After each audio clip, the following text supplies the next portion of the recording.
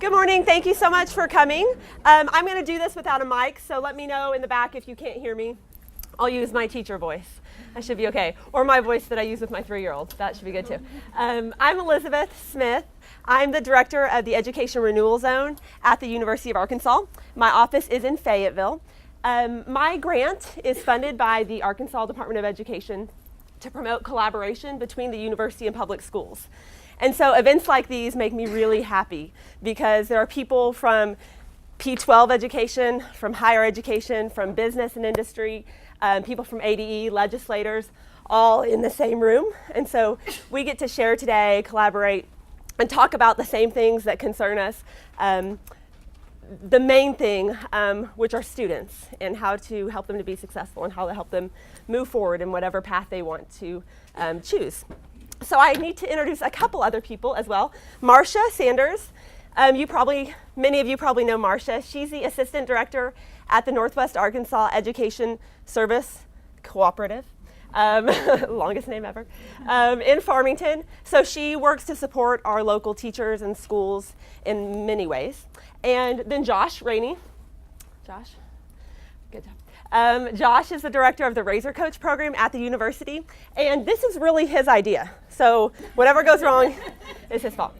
But this idea came from Josh out of the Northwest Arkansas P-20 task force. So just in case you don't know, when we say P-20, we mean preschool through graduate school. Someone asked me that yesterday, and I just took it for granted that everyone knew what P-20 was. No, that's not true. So the Northwest Arkansas P-20 Task Force is really hosting this event today. Let me show you the mission of the P-20 Task Force. So the P-20 Task Force is a group of, right now, mostly educators from preschool through graduate school who've been meeting once a semester to first create a mission statement. So we're looking at really the barriers that prevent students from moving forward on their chosen path, and how we can minimize or eliminate those barriers. So if you want to be involved in the P-20 Task Force, let myself or Marcia know. We created this and have been leading it and are hoping to meet again in the fall and then in the spring to continue moving forward in minimizing barriers. But we really felt like part of minimizing barriers is improving communication and improving or creating opportunities for communication among all the stakeholders so that we're not so siloed in our individual areas. And even, I hope, just getting us here to physical tables to speak to each other will help to improve those lines of communication, again, for the benefit of students. So that's why I'm here. I think that's why you're here too. So thank you for being here. A few more things. One of the people you saw sitting out at the desk is Priscilla. Bree is right here. They both work with me at the university. Those are a couple more people you can ask if you have any issues or questions. Very important things, want to let you know where the restrooms are. If you go back out the front doors where you came and around the corner, there's restrooms over there. Wi-Fi. Hopefully you haven't had too much trouble getting on the Wi-Fi. The password is up on this screen right here. It's pretty easy, GC Online 2014. And that can be used anywhere throughout the facility. Okay, let's talk about the agenda.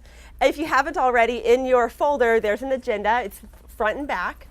So after I'm done speaking, we'll have a few more folks come and give a welcome this morning. And then we'll have a discussion up here with some industry leaders, a couple of our legislators, and they will answer questions we've already given them, but then also take questions from the audience. So get your questions ready.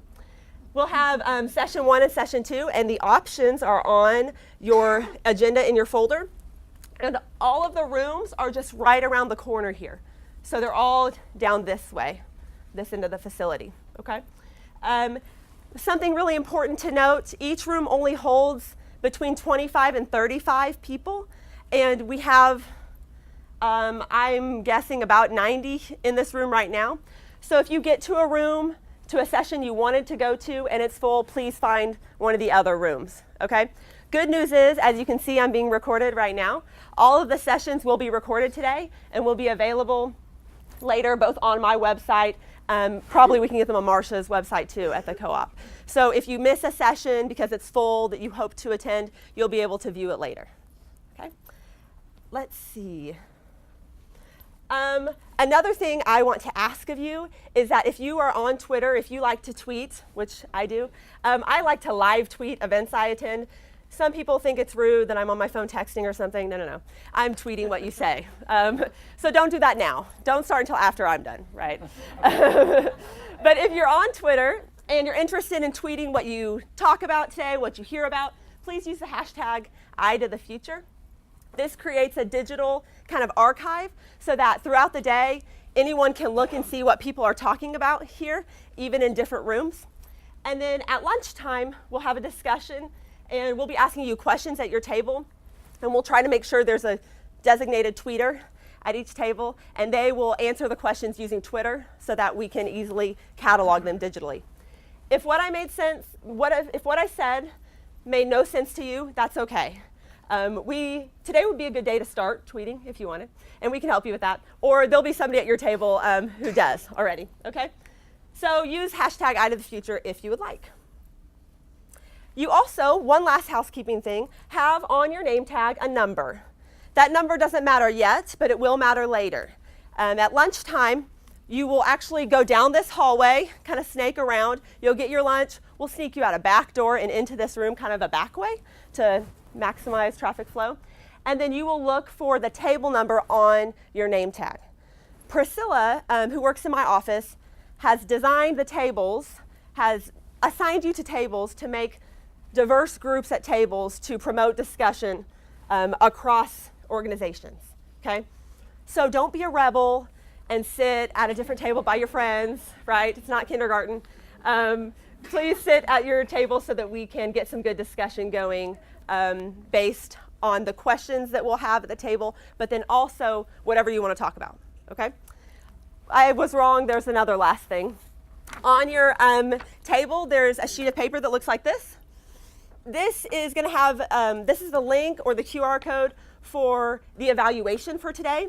If you want to go ahead and scan it or write down the link or take a picture of the link or whatever, and then fill this out at the end of the day, this would really help us to know if we should do something like this again or not, and if we do, what it should be like, okay?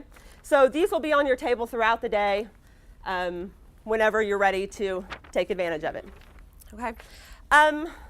We have enough time. I'm going to make you do what I make my students do, which is called stand up, hand up, pair up. And I've done this for all ages of students, so it should work for adults too, right? I want you to just have an opportunity to meet someone not sitting at your table that you've never met before, just really briefly. So what this will look like is you will stand up and put your hand up and make eye contact with someone at least 5 steps away from you and go and give them a high five. Can I demonstrate with you, Senator Elliott? Yes. Okay, thank you. So I'm looking around, I'm like, who do I know? Oh, okay, I don't know, okay, great. And then I say, hey girl. And then I say, hey, I'm Elizabeth, here's what I do, and then here's why I'm here, okay? Maybe you're here because someone told you to come, or maybe you actually want to be here, okay? Any answer is appropriate at this point. So what I'd like for you to do is do that, find someone at least 5 or 6 steps away from you, give them a high five and tell them who you are and why you're here, and then return to your seats.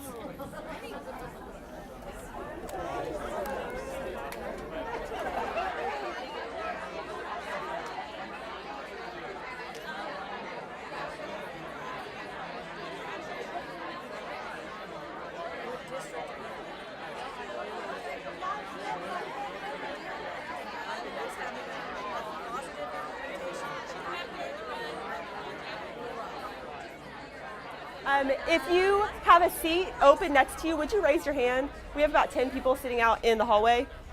Oh, that's what I was told. They've gone home. I don't know. They've dissipated. They decided they didn't want to be here. Okay, thank you for your help with that. I get to introduce our 2 opening speakers this morning that I have the pleasure of working with at the university. I'm going to go ahead and introduce both of you so that I will talk less. The first is Dr. Javier Reyes. Dr. Reyes is the Vice Provost for Distance Education at the University of Arkansas. And Global Campus, where we are today, is one of the facilities that he oversees. So he's going to share a little bit with us about distance ed at the university and Global Campus and what they do. And then Dr. Tom Smith will speak right after Dr. Reyes. And Dr. Smith is the Dean of the college that I work for at the university, the College of Education and Health Professions. And he is one of the biggest proponents of building relationships and collaborating and getting out from the university, working with others, and making sure we're a great partner. And so let's go ahead and welcome both of them this morning.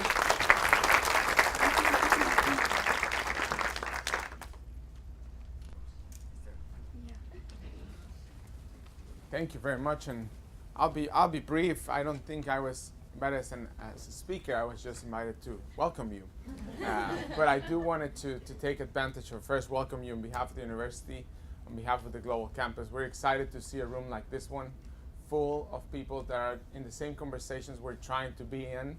We're trying to make sure that we expand our own efforts. I think Dean Smith is a great proponent of that, of trying to partner, the university partner with industry, with the, I was going to say K through 12, but now it's the P through 20 system that we have in the States. So we really are excited to have you here, and I want to tell you that this is a place where the University of Arkansas has built a source, or what we want it to be, a source for conversations like this one, when we can talk about expanding the educational efforts not only of the university, but also of the K through 12 system, also talking to all the community colleges, talking to other universities, not only in the University of Arkansas system, but also of other state institutions here in the state or throughout the nation, or why not throughout the world. We have the World Trade Center right as our neighbors.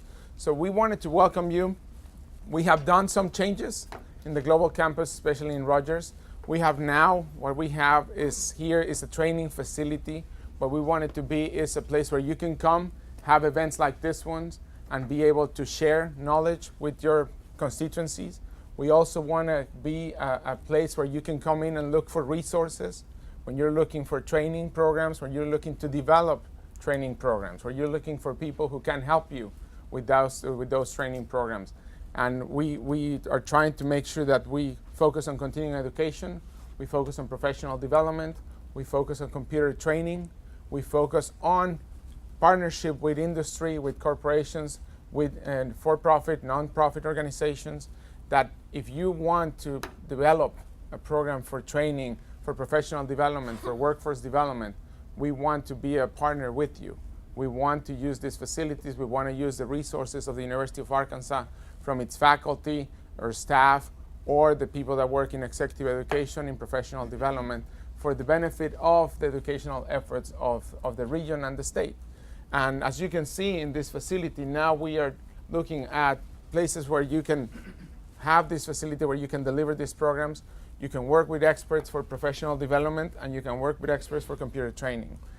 I wanted to expand a little bit on the idea of why we're doing this. We're trying to make sure that educational efforts don't stagnate with the conversation of the four-year degree only. Educational efforts go beyond that and go below that. We have to make sure, and I'm really glad to see that organizations like yours are trying to get into a transition between different stages. And we have to make sure that those kids, those adults continue to move throughout the pipeline of education, and they don't stagnate, because if they stagnate, the economic development of the state or any region stagnates with them. So it's important for us to get out there. Dean Smith has done a great job and continues to do so with all his staff, of partnering with the educational system, of leading the way on how do we start those conversations. But then we want to also tell you that we are trying to get out there ourselves with other efforts. We're trying to do our online education at the University of Arkansas. We're expanding those efforts. We just launched last Monday our third undergraduate degree program in general business from the Walton College Online, which follows the efforts that the College of Education has had with the RN to BSM program, the degree completion for nurses, and also the Human Resource and Workforce Development bachelor's degree that has been a degree completion since 2008. We're expanding that platform to be able to play in the arena and bring more resources for the four-year degree completion, which we know Governor Beebe has a great goal of doubling the number of degrees that we have in this state. But we have to play a role. We have to understand that what has happened in higher education is now happening through the high schools. What do I mean with that? Well, higher education, the high schools have been doing online programs well before any of us have done much more, especially when it comes to four-year degrees. But now high schools are by legislation, they have to offer online courses.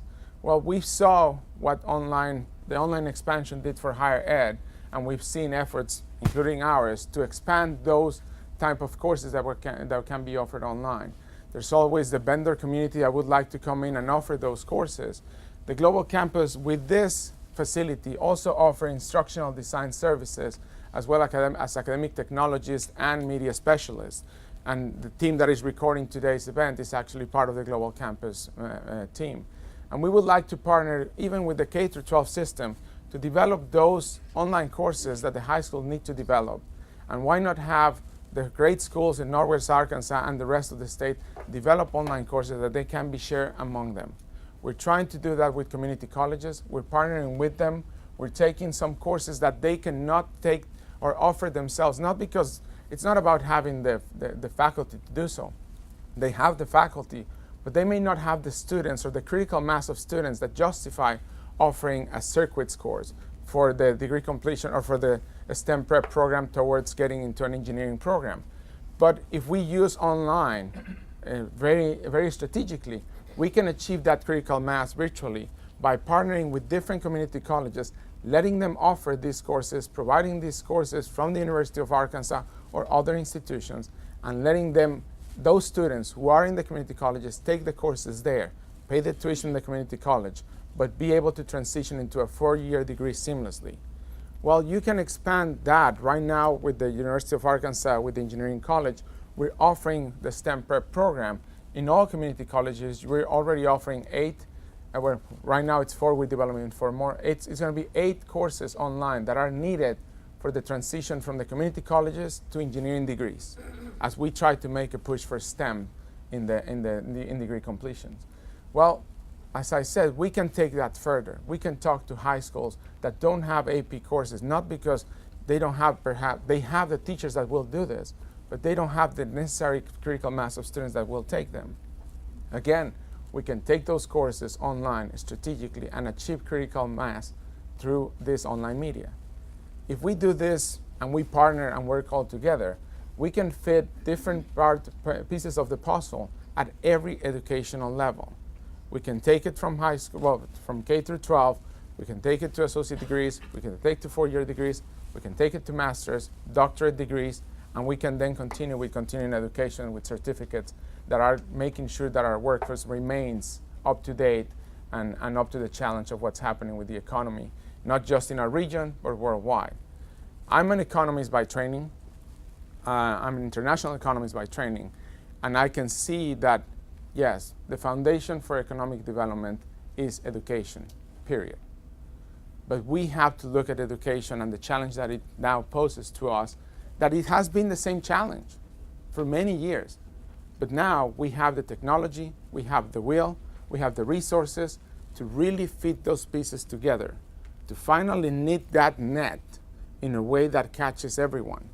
But we have to work together in rooms like this one, and we have to follow leadership of the people like Dean Smith and his staff and his faculty, as they try to show us the way that we can partner at all levels, P through 20, and especially with industry, responding to the needs of workforce development.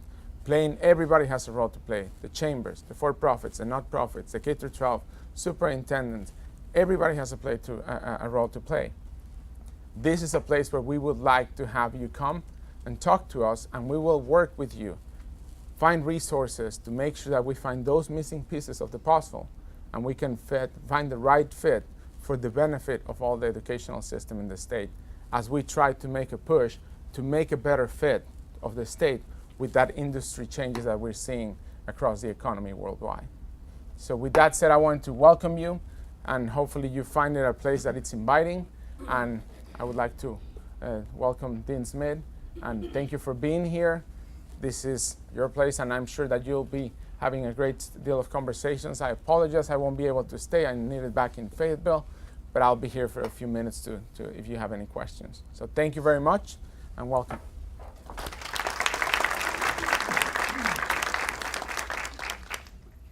Thank you, Javier. I want to welcome you also. I know many of you are off this summer, and we appreciate your taking the time out of your summer time off to come. And those of you who are not off this summer, well, you know, you have a 12-month job like some of the rest of us do. I want to thank Elizabeth and Marcia from the co-op because they're the ones who pulled this together, and Josh from our Ranger Grant program, because this is really a unique opportunity I think that we have for us to get together with many, many community representatives to talk about P20 education and where we're going in the future. I don't know if any of you have ever watched the HBO series Newsroom, great show. Jeff Daniels is the actor who stars, and he is an anchor on a TV news show. And the very first season, the very first show, he's on a college campus and he's on a panel and a bunch of college students are asking questions. And they ask him, they say, why is the United States the greatest country in the world? And he gives several flippant responses, but the moderator pins him down and says, no, you're going to have to answer this. And so finally he says, we're not the greatest country in the world. And then he goes up with these statistics. And I just pulled a couple of them. We're 11th out of the richest countries in the world in healthcare, in efficiency, in equity, in access, and in outcomes. Of the 11 richest countries in the world, we're the bottom. We're no higher than 17th in any area as far as education goes in the world. And if you look at world rankings, you can see that there are some countries that we might even classify as third world countries who are doing a better job than we are. We are first in a couple of categories. We have, by the way, I don't tweet. Maybe I don't even project it, I don't know. Sorry about that. Surely I don't have to go back and say everything over again. We are first in several categories. One, incarceration. Of all the developed countries in the world, we have more people incarcerated than anyone else. So are we the greatest country in the world? And again, I'll let you make that decision. This is not a political podium that we're talking from. We could be the greatest country in the world. We probably have been the greatest country in the world. But in order to regain that status, we're going to have groups like this come together and talk about ideas and figure out how we can change things and turn this country around. Sounds like I'm running for political office, but I'm not. You know, human capital is probably the greatest factor in the success of an economy. Human capital is probably the greatest factor in the success of this country. So the fact that we have business, we have industry, we have education, we have legislators here, we need to talk about human capital and how can we take advantage of the human capital. As far as I'm concerned, this is the greatest country in the world, but we're going to have to do some things to make sure that we're there at the forefront, and groups like this hopefully can come up with some ideas. I was talking with Joe Quinn just a little bit beforehand, and we were having just a very brief discussion before we did the high fives about does everybody need a college education? And of course the big push in this country and then in this state is to make sure that we all have college educations. I have a bunch of in-laws who live in Germany. My wife is half German. We just went to Germany a couple weeks ago, came back. They have an apprentice system that's fabulous. They train people to be plumbers and electricians and things that we've sort of forgotten about in this country. And you know, I think we need to look at that. We need to put that on the table, as well as how can we better educate everyone. And if we want to get them a college degree, we need to make sure that's accessible. But we need to give other alternatives also, because they can fuel this economy and help us with that human capital. I want to thank you for being here today. I know it's going to be a great day. Again, we thank you for taking the time out of your busy schedules and summer vacations to come. And believe you me, everything that all of you have to say today will be beneficial. And don't ask questions, because if you don't ask questions because you think they're silly questions, well then you're asking the wrong questions. So make sure that you participate and you're engaged. And again, thank you so very much for giving me the opportunity to welcome you.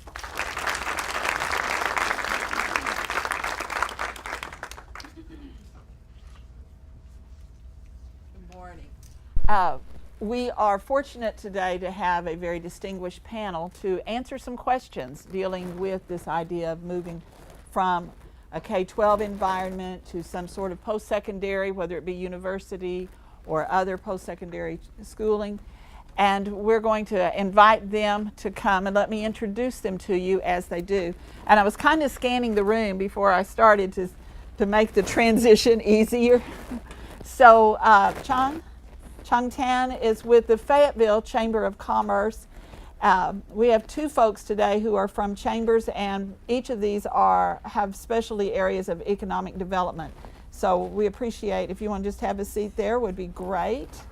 All right, and then I'm going to wait and introduce our other chamber person because I think it's going to be easier for him to get to this side. But we have two distinguished legislators with us today that we really appreciate. Senator Joyce Elliott and Senator Johnny Key. And I just want to tell you that last summer I went down and attended 2 days of legislative hearings dealing with Common Core. And these two senators knew their stuff. And they took on two university professors and pointed out the error in their thinking about Common Core. And I was very impressed. And as an educator, I very much appreciated that. We also have with us Mr. Steve Cox of the Roger Lowell Chamber. And again, his specialty is in economic development. We have Mr. Joe Quinn, Senior Vice President from Walmart, who's been very involved in education. And we have Mr. Eric Arola from J.B. Hunt as well. And we really appreciate, and I'm wondering, I've lost Elizabeth. I'm wondering, Elizabeth, if we can turn these off because our panel feels like they're in the spotlight. And it's going to be, we really don't want them like this as they talk. And I'm very pleased to introduce our moderator for this, and as Mr. Mike Malone of the Northwest Arkansas Council. And I have come to be acquainted with the council since I've started up here, and I really appreciate the work that council does, and we appreciate their support of education. Thank you, Mike, for agreeing to moderate. Absolutely. Thank you. Good morning. Welcome. How are you? It is great to be here to talk about such an important topic. And I appreciate you introducing the panel. We've got a real distinguished group. Now, I got tickled because Dean Smith said some of you may be off this summer, and I've got a teenage daughter at home, so I'm told pretty much on a regular basis that I'm off, but I think her definition of off is a little bit different than y'all's. And I got it this morning, in fact, from her. So what we want to do this morning is talk about some partnerships. And when I think about partnerships, I think Northwest Arkansas does it as well as most. Let me get a feel for who's in the room this morning. How many of y'all call Northwest Arkansas home? Okay, most folks. In Western Arkansas, I met somebody here from Fort Smith. So Northern and Western Arkansas. Anybody not from this immediate area? Sorry, Senator. Okay, all right. So y'all, as Northwest Arkansans, you know that so much of what gets done here is done through partnerships. It's done because folks see an issue, or they see a challenge, or they see an opportunity, and they really cast in together to go to work on it. And so some of the work that we try to do at the Northwest Arkansas Council, some of the work that the Northwest Arkansas Educational Cooperative leads, the University of Arkansas is always a great partner, and then all the organizations represented here and dozens of others, they roll up their sleeves and they go to work on solving whatever the problem is. And so that seems like the perfect approach for what we're doing today. Now, I have some special words that I'd written down, and I wadded them up and I threw them away because I met Larry as we did the high five. I enjoyed that. He's a teacher at the Alternative Education School here in Rogers. And I wrote down what you said. I hope you don't mind. I'm going to put you on the spot. You're sitting in the back row, so you may be trying to lay low there. But I said, why'd you come today? And here's his quote. He said, it's about business and schools getting together to get these kids ready for careers. Did I get that quote right? About right? That's it. In about 12 words, he said what we're all about, what this area needs to compete. Anybody know the population of Northwest Arkansas? I hope you do. I hope you've seen it on the news. We've been talking about it. 500,000, thank you. Okay, I'm so glad that news is out there. Fast-growing area. Unemployment's relatively low for most metro areas. But are we training folks for the right jobs? Are we training for the jobs that our employers need? And to give our students and our young people and our mid-career folks the best opportunity to maximize their potential? Those are some of our questions that we're wrestling with here. And so we've got a distinguished panel. I love the group that y'all put together because we have some of the biggest employers in the world. We have Chamber of Commerce officials that work with those biggest employers in the world, but they also work with some mid-size and a lot of small companies that make our economy grow here. And then we've got 2 of the best state legislators around, and 2 that have committed their careers to improving the educational system in Arkansas. So I can't think of 6 better people to talk about this. I'm not the best person to talk about it, so I'm going to shut up now. And I'm going to start asking them some questions, and we'll have a little time for y'all to ask questions at the end. And I guess what I want to start out with them and ask is, what issues or what occupations are we having the biggest challenge in filling? What kind of jobs, what kind of skills are we missing? And I'll start with our biggest employers, go to the chambers, and then I'd ask y'all to talk about it from the state's perspective as well. So either Joe or Eric, I didn't warn you that you were going to be put on the spot first. So, thank you for being here. I can't imagine how packed the room is says a great deal. I ran for local school board against a hometown football hero and got my butt kicked. I co-chaired a $71 million millage increase in Bentonville. I am on the board of the local thriving new charter school, and yet my kids are in public schools. And I've kind of sort of become Walmart's de facto envoy to the local education community. I think after years of Walmart sitting on the sidelines, and Mike and I have discussed this a great deal in the past 2 years, it is a recruitment and a retention issue for Walmart, the quality of local education. We have people moving here from the suburbs of Washington, the suburbs of Boston, the suburbs of Kansas City. When I got here in 2006, the first question as a newcomer was, have you found a house? What have you found? What did you pay? What neighborhood are you looking at? Oh, you know, the Smiths just got here and they really couldn't find a house. It was all about housing. Today, it's all about education. When I interview people to come to Walmart, question 1, what are the schools like? So I think that is key in terms of, we have 500,000 people in a region that stretches from the football stadium at Fayetteville to the last golf course at Bella Vista. It's all about education. We have some unique education issues that other parts of the country don't think about. In Bentonville, we're growing 800 students a year. It's astounding growth. Put it simply, we grow an elementary school a year. It is hard to come back to people every 2 years and ask them to pay for millage increases when you are growing 800 kids a year. I think the biggest need for business is that this country take a different kind of look at this. I'm traveling the country now for Walmart on jobs and manufacturing. The quality of workforce is the first thing you hear from people in any state. Are we getting kids ready to work for the high-tech auto part manufacturer that wants to open outside of West Memphis? You know, everybody doesn't need a 4-year degree. Walmart has a relationship with Mike Rowe, who's a fascinating voice in this space, who talks about the fact that we live in a country where families borrow money they don't have from a country that really doesn't have it. They send their kid to a 4-year degree, they get the degree, then they come out and they struggle to find employment. Mike Rowe tells the story of being in a bulldozer Caterpillar repair operation in Illinois, where a starting mechanic makes $65,000 a year to fix bulldozers. And after a year, you're probably going to make $120 fixing bulldozers. That company cannot find employees to repair bulldozers. But I will close with the thought that of all the things I've done to touch local education, I am also the father of a 6'2", good-looking, smart, 17-year-old lacrosse player who wants to go to Fayetteville, who loves what he sees on SEC football weekends at Fayetteville. And we have kids like that are definitely bound for college from families like ours. We also have about 50% of our kids in this region, we don't know what is happening to them. I was with the Pea Ridge school superintendent one day and I said, what do you worry about the most? He said, every spring I say, how many of you are going to college? And he goes, 99% of the hands go in the air. He goes, but the reality is maybe 50% are going to college, but the other 50% are too embarrassed to say they are not. We have created a society where if you're not going to a 4-year school, you are embarrassed to say that.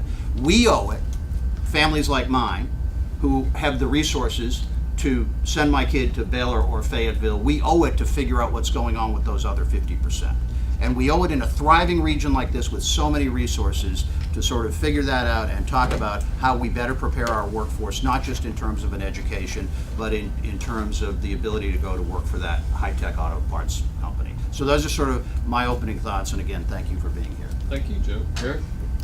Hey, good morning, everybody. Thank you for allowing me to be here. I'm not as well versed in education. My one claim to fame is I am married to Dr. Denise Arola over there. So I hear a lot of dinner table conversation. That kind of keeps me current. So the question, getting back to occupations, hardest to fill. I think Javier mentioned it quite well. STEM, anything STEM related. IT programmers, like Walmart, we spent a lot of money and effort trying to bring IT programmers and analysts into Northwest Arkansas. And it's a great place to be. And we don't usually have a problem selling them. It's finding them because the short supply and getting them out there. And then for our particular business, truck drivers. So getting back to what Joe was saying, not every kid needs to go to college. We want kids to go to truck driving school. We want them to go into the military. We want them to get a skill that they can transfer into something that will help us help America's economy. Some maintenance jobs. You were talking about Mike Rowe and the diesel techs. We struggle with that too. We have a new job that's a mobile tech. So you actually drive a small truck full of tools and you go around to our different rail sites and customer sites. So if we're working on a big Walmart account, we might repair those trailers and trucks right on site. It's like a special forces of maintenance. But we don't have enough people. We have 41 openings today for those jobs around the country. So we were talking the other day about, this is crazy. We can't hire that many people from the outside. Let's start our own training program. And so again, some of the things that Javier mentioned, I was thinking, there's probably NTI, they're all over the place. Maybe we can work with them to help develop our up and coming maintenance techs to get into those jobs because they're highly specialized. Very good. All right. Our local chambers of commerce have a system where they go out and they make about 500 formal calls on employers around the area. And so they may talk to the biggest employers in the world. 2 of the 3 Fortune 500 companies in Northwest Arkansas are represented here. But they're talking to all sizes of business and industry. And Steve, I know you've been on hundreds of those calls. What skills gaps or occupation needs are you picking up from your visits? As Mike was saying, we go out and we hit businesses of all size, whether that's retail, whether that's nonprofits, whether that's industry. We focus on everyone to try to get a feel for what the community has. And we release those reports each year when we consolidate them as a region. The biggest skill gap that we're seeing right now, echoing what you guys are saying, that the IT is definitely there. There's a big skill gap there. It's all about talent today, but even a bigger demand than the IT is from the industrial side. There is just a lack of skilled labor supply, and it's not a Northwest Arkansas problem, it's not a Rogers problem, it's a national problem where you don't have students coming out that are willing to go to the 2-year colleges. There's a mentality of you have to go to a 4-year college to be successful, and that is a good fit for a lot of people. But for some people, my son is a great example. I adopted a teenager last year. He's not bound for 4-year college. So we're trying to find him the right 2-year fit for what he needs to be successful. And I'm telling you, he gets into some of these programs, he's coming out 2 years later making more money than I do. And so I'm going to be asking him for loans instead of the other way around. But that's what we have. We have an industry, I don't want to name any names, but we have an employer in Rogers locally. 90% of his workforce is over the age of 50. What happens in 10 years when they start retiring? He loses 90% of his workforce. His business is done if he doesn't have people to fill in those gaps when that starts happening. And you do see programs. I love what J.B. Hunt is doing. And you have some other people that are starting to hire training and do the internal training to take care of it on their own, which is great for large companies that have the resources to do that. But smaller companies in the area that employ 20, 30, 40 people that are making good money, that are manufacturing things, they don't have the resources to do that. So they need people to come in and start filling those gaps. You got a company in Springdale that can hire 40 people tomorrow, but they don't have the applicants to do it because there's not enough of that skill set there. So the skilled labor gap is definitely something that's reaching a critical mass here in the next few years. Great, thank you. Chung from Fayetteville. Thank you for inviting me, and I'm very excited to be part of this education program. For the City of Fayetteville and the Fayetteville Chamber, we look at workforce development ranging from kindergarten, call it GED all the way to PhD because of our university there. I'm going to digress a little bit. Whatever our panelists have spoken is true for Fayetteville as well, but what Fayetteville like to stress on is actually on the soft skills. We believe in workforce development as the wholesome education. We are very proud of all the school systems in Northwest Arkansas. We think that you are doing an excellent job delivering the academic side of things. Where we need your help is how to make your student be more wholesome. And how do we define the wholesomeness is the ability. You know, it's kind of like you get a degree or a diploma, we call it you open the door. You help them to open the door to get in. Now we have to help them to stay in that job. We have employers telling us on the average they go through as many as 20 candidates before they finally find one that will stay. And how to define as one that stays is one that who can work in that job for at least 6 months. And then so the 20 candidates, what happened to them? They are the ones that do not pass the drug test. They are the ones who come to work stoned because they drank too much alcohol the weekend before.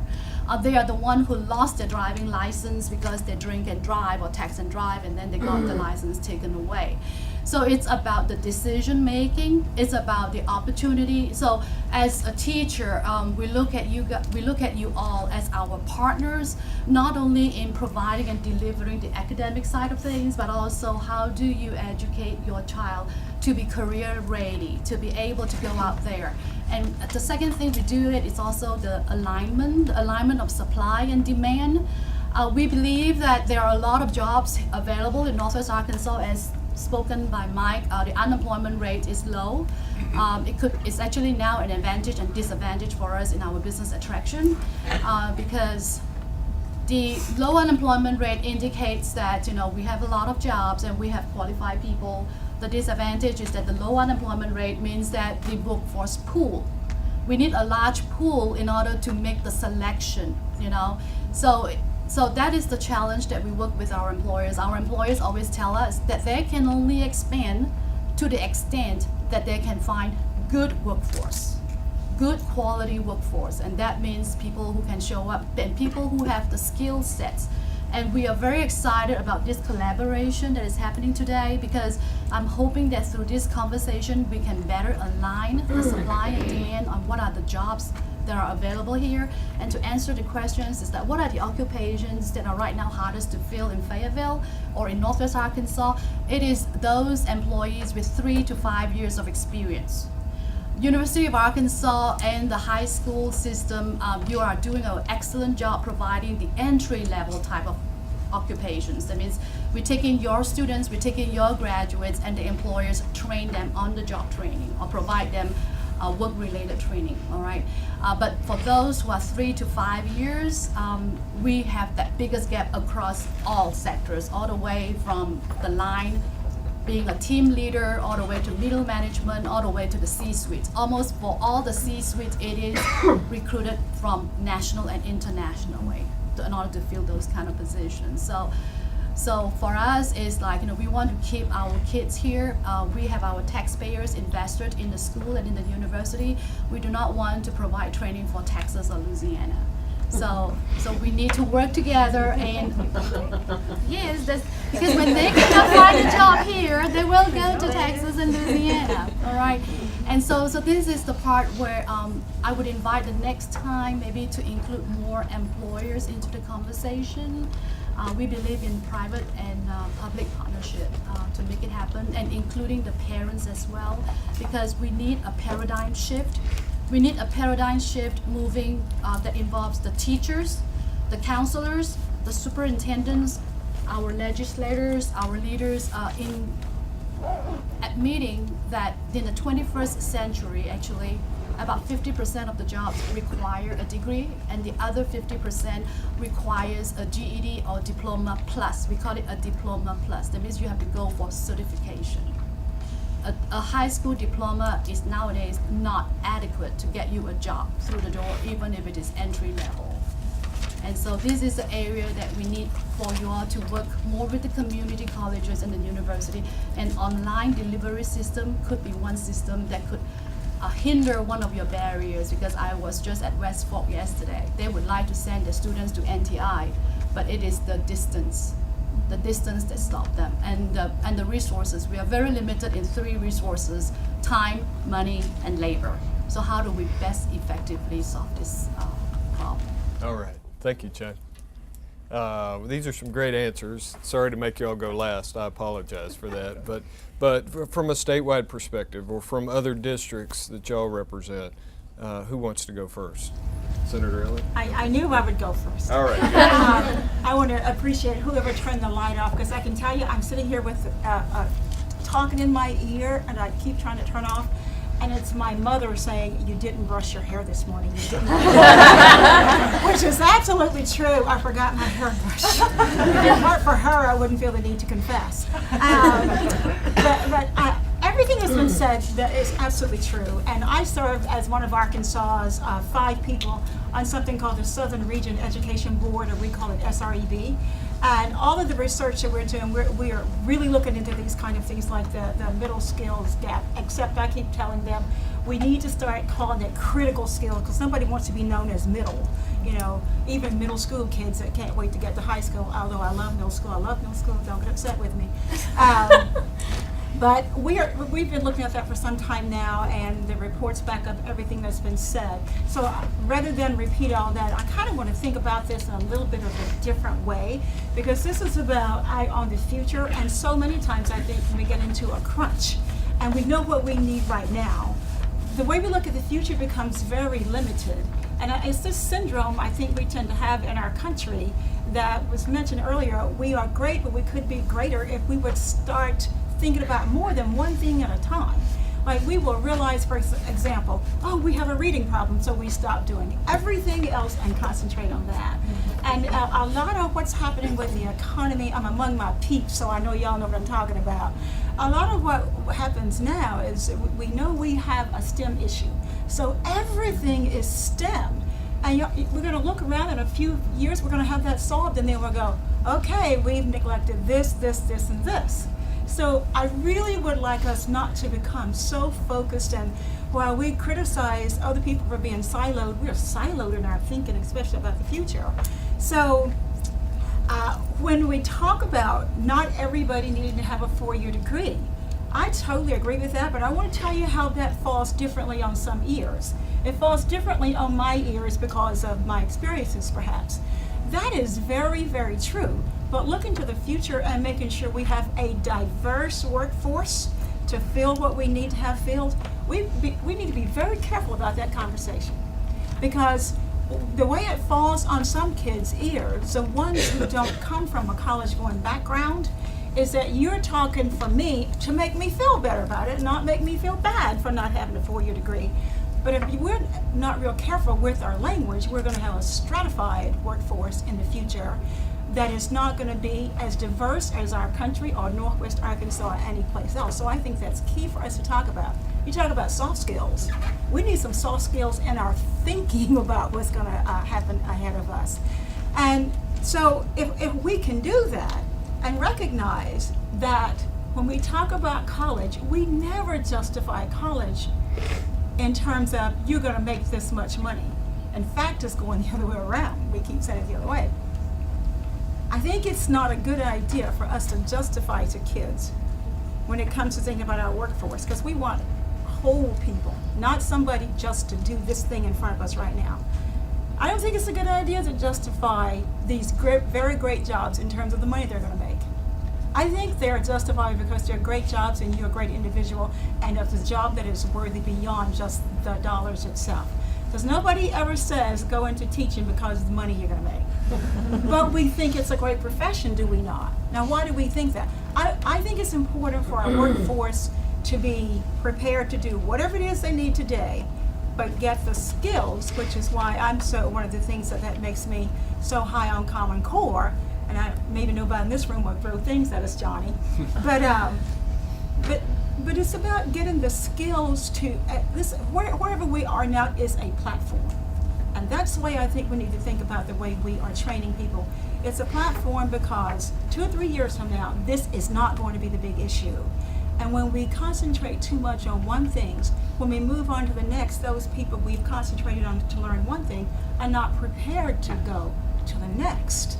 and they're stuck, and we have to start all over. So if we can get ourselves to thinking about this in a flow as opposed to one thing at a time, I think it's going to be so much more important to our kids and the way we teach them, the way we talk to them about what they do. Money is important, but one of the reasons, for example, it works better if you are in an industrial job in these other countries, because these other countries highly prize the position, not the pay, but the pay happens to go along with it. I just think that's important for kids who are looking for value in what they do. And I don't want it to be the dollar, although I wish every teacher made more money. We're working on it. We're working on it.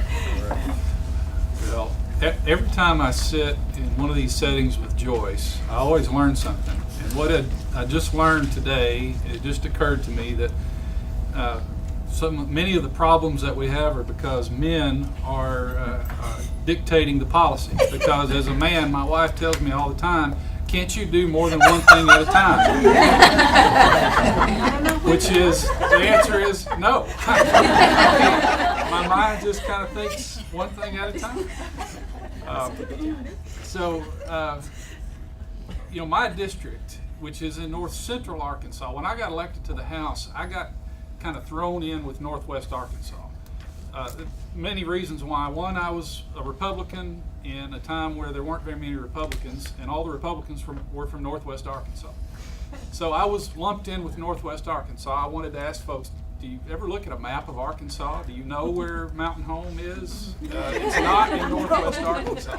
North. It is north. I have the advantage of having a district that kind of borders that area between northwest Arkansas and the great prosperity of I have Baxter, Marion, and Boone County. So I come over to Harrison, and great prosperity we've seen over here in the last several decades versus what had been a decline in the northeast part. It's obviously with Jonesboro and the growth we've seen there, that has really taken off over the last 10 to 15 years. But as I think about the question of what jobs are hard to fill, it's amazing how many ag jobs that we have in this state, in the Delta, that go unfilled. The reason is because all of these, it's like everything else. Ag, the tasks involved with ag jobs that were once very manually intensive are now very much automated. So you still have to have someone who can operate a grain elevator that understands how to program, how to deal with electronic equipment. If you don't have folks that either know how to do that or can learn how to do that, you're going to have difficulty filling those jobs. In Mountain Home, I left university, graduated back in '91, went over to work for Baxter Healthcare Corporation, and Baxter Healthcare Corporation is one of the largest producers of medical grade sheeting, tubing, and injection molded parts. And we have a homegrown house of experts in that field. And as those people are retiring, what Baxter is finding is there's not a bench with that level of knowledge to come and take those jobs and be able to export that knowledge, because that is knowledge that we have exported to Puerto Rico, to Europe, to other places where people in Mountain Home, Arkansas are asked to come and teach other operators, other technicians how to do the jobs they're doing. So how do we do that? How do we make sure that we have that qualified pool of folks to come and take those positions? We are working now with the Economic Development Department to really focus our career and technical education so that we can get that pool of folks who know enough to get the higher level of training. Right now we don't have that, and we're working on that. And another example is North Central Arkansas at one time was one of the largest areas of sewing. You had a number of shirt factories located all along the northern corridor here of the state, really, and even over in the northeast Arkansas. And as many of those jobs were shipped to other countries. Those plants were left idle. Well, now we have a company over there. They're not sewing shirts, they're sewing parts for automotive applications. American Stitch Co. They are actually have products that have gone up in the space shuttle. Sewn bags, covers, containers that were made here in Arkansas that flew in a number of space shuttle flights. Those jobs were hard to fill because those folks that had the knowledge of sewing 20 years ago are not in the workforce anymore. There was no one coming behind them that was qualified that could meet those requirements of passing a drug test, of showing up for work. Sometimes it's not just a drug test. Sometimes they just don't show up. My wife and I had a daycare center for nearly 20 years. We grew from 23 to one time we had over 300, licensed for 300 kids. So the P20 is something that's meaningful to me. And as an employer, there were times where, and that's, it's a very important job. Obviously, it's not a high-skill job. It's high skill for me. I was never good at changing diapers, wiping noses, or anything like that. But even those jobs, just showing up to work on time or at all, those are things that go to those soft skills that we've got to do a better job of. Thank you. All right. Such great perspectives and a number of different themes and issues and challenges that I'm hearing from this panel. I've got a whole list of questions and the clock is ticking, so I'm going to jump to the last one on the list and ask the panel to give some advice. And I even heard some advice as they went along there, but I just want to tell one story as they think of their answers, if they hadn't already, to that last question. We've got a company that was founded here in Northwest Arkansas, and it's an IT company. They do computer work, they build apps for phones like this and mobile devices. They do online advertising. Great company, started out strong here, really grew from 1 employee to 5 employees to 30 to 150. And then they were unable to get any more developers or programmers from the local area. They just kind of hit a ceiling, they hit a wall. And so instead of being able to add more high-wage, excellent jobs here, IT jobs here, they had to open an office in Austin. They had to open an office in Cincinnati. And so more than half of their workforce now is in other states, generating tax revenues for those states. And people have left this office to move to those other offices. Now, fortunately, the quality of life's so good here that they're able to bring people in from those other offices here as well. But to me, it's another real-world example, and y'all gave several, of if we don't have the workforce, we're going to lose the jobs, we're going to lose the talent, and lose opportunities. And I bet everyone here can tell similar stories like that. Okay, one last question that I'm going to ask, and then we'll open it up quickly, but I know we've got to keep you all on schedule. So let me start at this end. And Chung, you already even gave some general advice in your introductory remarks. So if that was it, you can say that's it. But what advice do you have for educators in helping students decide on a career path? I would really ask for your support in working with the economic developers in your own respective city, and create opportunities for your students, for your teachers and your counselors to see, because we believe that anybody can be what they can see. And so sometimes in your community, they may be limited by, maybe they may have 3 major employers, and then the rest is just small retail or small mom and pop operations or whatever it is. We encourage you to go across the city limits, visit other employers. And so, like, for example, you're welcome to the city of Fayetteville, because we believe that workforce is a regional thing. So it just not just encompasses Fayetteville High School. My employers, they don't care where you come from as long as you show up to work and you do a good job. And so we invite your partnership. And what we do is that we do 2 things. We have job expos, whereby we gather about 50, 60 employers, get your students to come in and then practice and understand what are the employers in the area. And if they can find any interested potential employers, then they know what classes to take, what kind of skill sets to acquire in order to work for the employer and stay local. The second one, we have manufacturing week, whereby our manufacturers actually open up the doors again for high school kids to come and tour the facility so that they can see firsthand what does it mean to be a line operator, what does it mean to be a team leader, what are the career paths, what are the potential salary range that they could, and so on. So again, talking about skill sets that they need. So these are the examples we want your students to see so that they can be, and that would be my advice, that when we come to you, say yes. All right, thanks, Senator You're Elliott. going to be happy. I'm going to be short this time. I think one of the things we probably should do is not so much tell the kids as ask them more, learn more about what's in their heads, and allow them to explore and be innovative.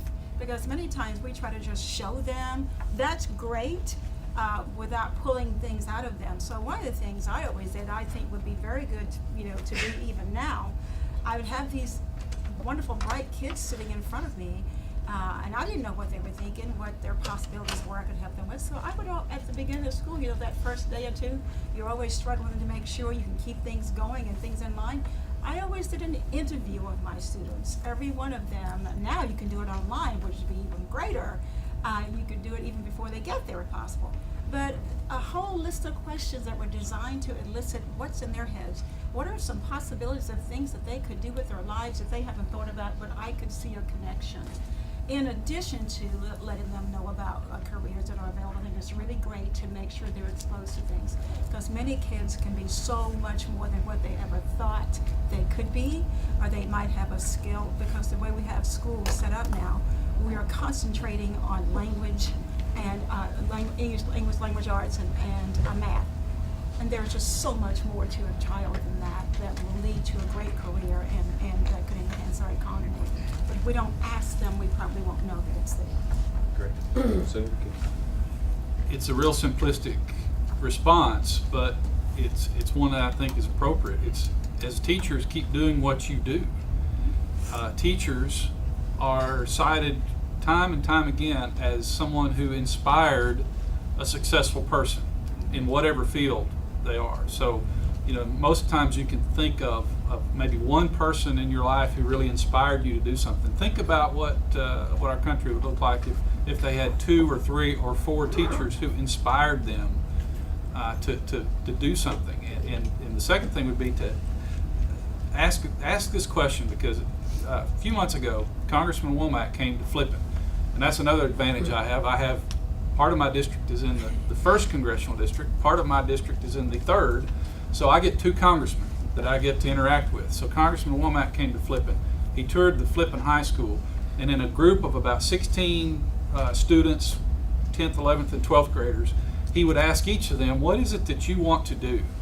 And they would give him an answer, and he would ask them a follow-up question, what are you doing today to make sure that you are going to beat out that other person in some other state, some other school, some other town who's wanting to do the same thing you're doing? What are you doing to hone your skills to do better? And it was obvious that some of those students had never been asked that question before, because the responses were just shock. Like, what's this guy talking about?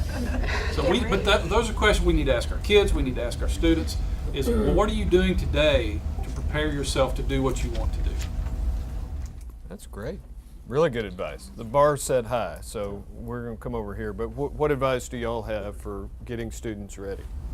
I think, and this is something that I've heard from employers, and specifically large industry type employers, manufacturers, they feel left out of the process in terms of they don't feel like they have input, where there's curriculums, there's training, there's these skills that kids are learning, but they're not the skills that they need.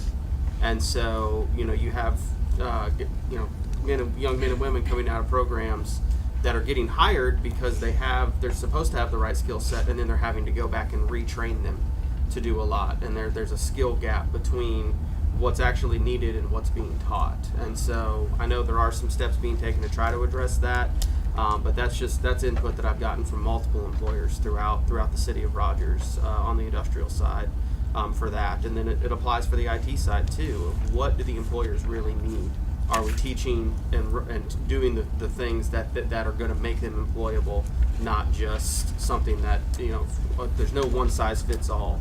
And so if you're trying to, again, ask them, what are you wanting to do, and then try to find a way to get them as best prepared for those specific industries that they're looking for. So I'm going to go a little old school on you. We're 56 minutes into this. We have not heard the word parents. Okay, let's use that word. It begins at home. It does not begin when my kid with book bag in hand hits Bentonville High School at 7:30 in the morning. It begins at home.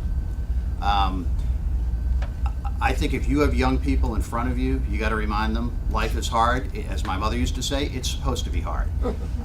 We're raising a generation that go through life with their face in this thing, and they are all about instant gratification. What has gone away, I think, is the sense that a first job is a means to an end. It is not something where you should be able to feed your family. I scooped ice cream as a teenager, and the chocolate sauce would soak through my uniform, and I could shower for like 20 minutes and not get the smell of chocolate. I made minimum wage. My dad made a good living, but I was still out earning minimum wage scooping ice cream. That's what my generation did. We worked crappy jobs, and crappy jobs taught you why I want to get a 4-year degree and why I want to wear a tie to work and maybe not scoop ice cream. So are you reminding them of that life is hard and it's supposed to be hard? Are you reminding them to read books? I grew up in a family where we passed books around.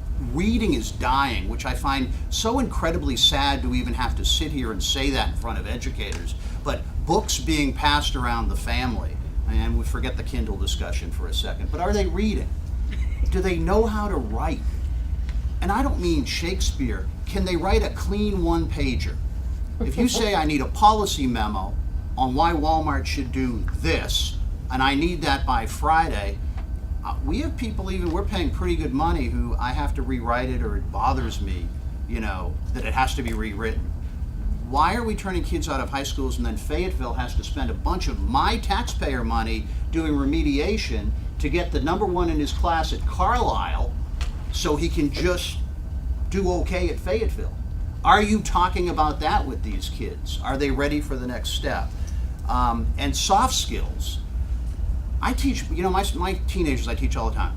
I want a firm handshake, look them in the eye. I had an uncle when I went in the business world, piece of advice. I said, what's your business advice? He said, as you go through life, when you walk into a room, go to the alpha person in the room, firm handshake, hi, I'm Joe Quinn with Walmart, how are you today? That piece of advice has served me better than almost any career piece of advice I have ever received. So, are you teaching them that life is hard? Are you teaching them to read? Are you teaching them to write? Are you reminding them of soft skills? Because in many cases, and I'll come back to parents, maybe their parents are not. And you as an influential person in life maybe can be the person that sort of starts to plant those seeds in a lot of families where they're not be planted at home. Just from a macro level, I think advise those kids that they're going to change direction a couple times as they go through. I mean, how many of you in here have a degree that's in something different from what you're doing now? I know there's several of us in there. So to be open to things, that opportunities, you may look at a company like J.B. Hunt and think, well, I don't want to be a truck driver. There's 5,000 of us that don't do anything around truck driving. We have all types of vocations that are in there. I think too, and I'm biased on this, that my preference is always to steer people towards something a little bit more hard. Sciences, business, supply chain, understanding of logistics. Even if I love history, which I do, and I'm thinking about what I might want to study when I get into college, I knew that there's only so many history teachers out there in need for that. That I had to push myself to go into the business side, and I'm free to study all the history I want. I can take classes on the side, I can learn on my own.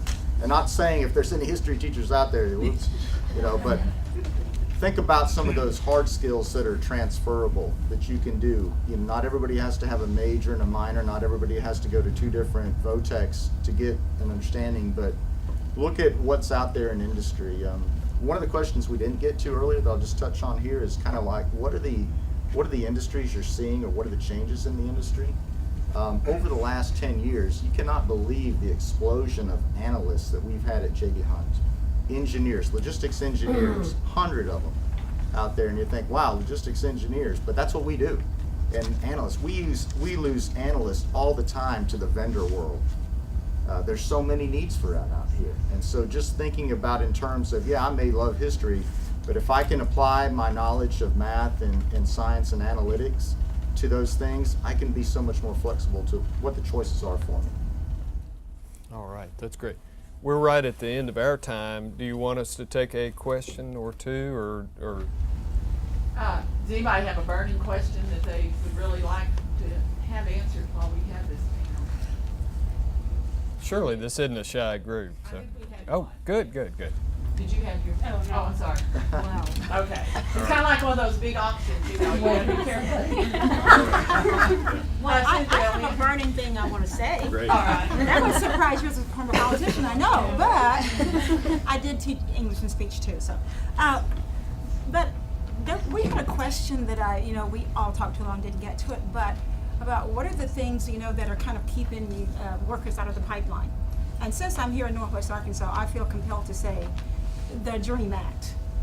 I'm sure everybody must know what that is, but when we talk about a workforce down the road in the future, we have all these kids who cannot go to some post-secondary of any kind because they're in our country through no fault of their own. Their parents brought them, and we keep trying to pass this bill to allow these kids to go to any kind of post-secondary and not have to pay double the tuition and more, many times it's 3 times as much.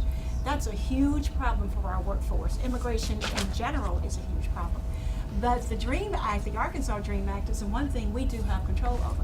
And the reason I wanted to say this is because I think until we start getting a lot of support from Northwest Arkansas, where we honestly are not getting it, and we are not going to get it, I don't think, until educators and other folks, but especially educators, because there may not be a chamber of commerce in every little hamlet, but there are some teachers in every little hamlet.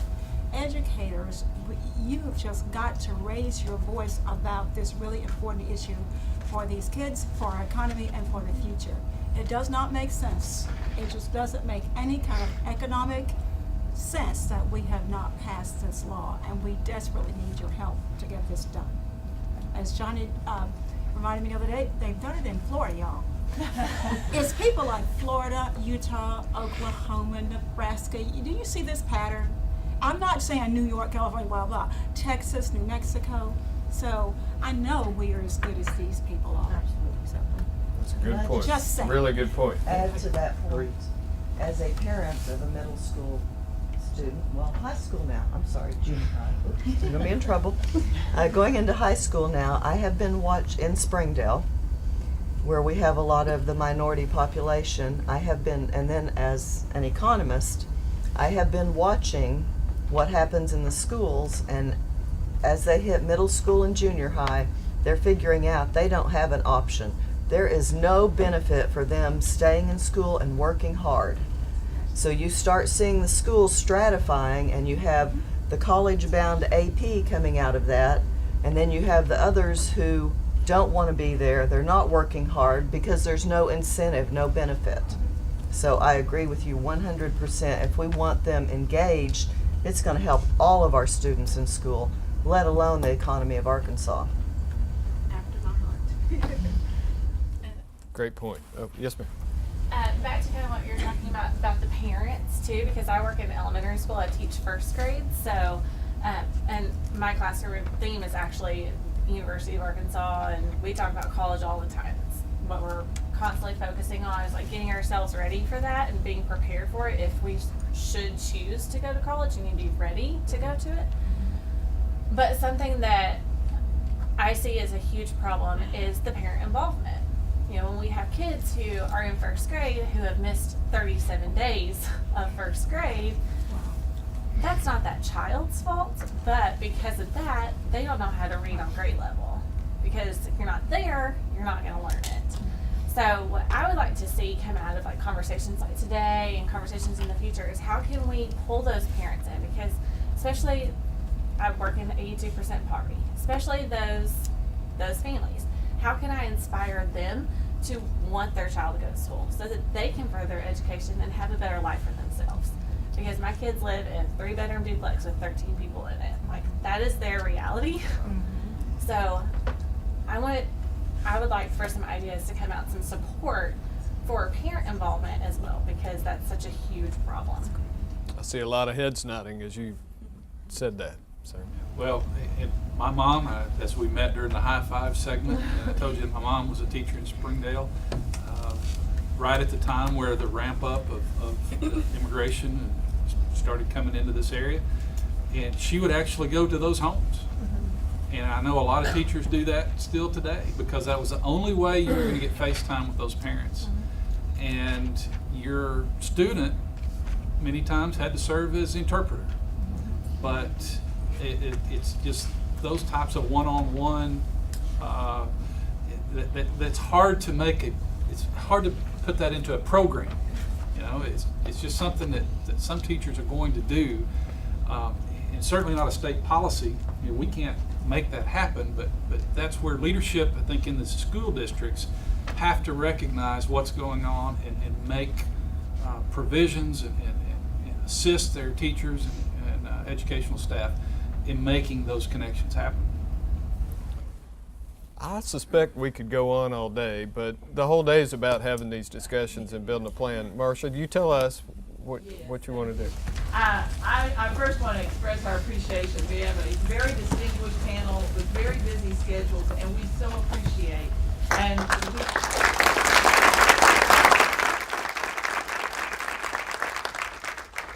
it's my sincere desire that today is not the last day we have this conversation, because there is much to be done in that. If you look at your schedule,